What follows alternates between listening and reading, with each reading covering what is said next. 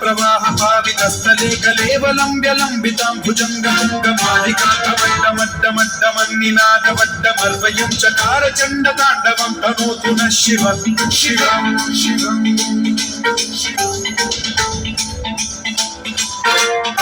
जटाकटाह सम्भ्रम भ्रमन्निलिम्ब निर्झरी विलोल वीचि वल्लरी विराजमान मोदरी भगद्धगद्धगज्ज्वलल्ललाटपट्ट पावके किशोर चन्द्रशेखरे रचि प्रतिक्षणम्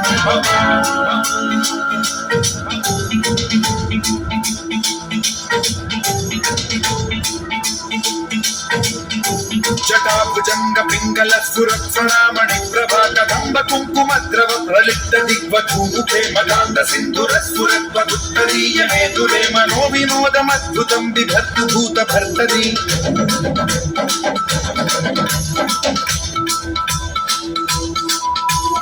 ओम नमः शिवाय सदा शिवं भजाम्यहं सदा शिवं भजाम्यहम् ओम नमः शिवाय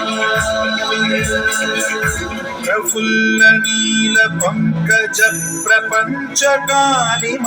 प्रभावलंबि कंठ कंदली रुचि प्रबद्ध कंधरं स्मरच्छिदं पुरच्छिदं भवच्छिदं मखच्छिदं गजच्छिदं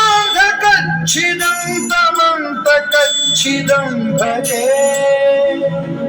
अखर्व सर्व मंगला कला कदंब मंजरी रस प्रवाह माधुरी विजृंभणा मधुव्रतं स्मरातकं पुरातकं भवातकं मघातकं गजातकान्तकान्तकं दमन्तकान्तकं भजे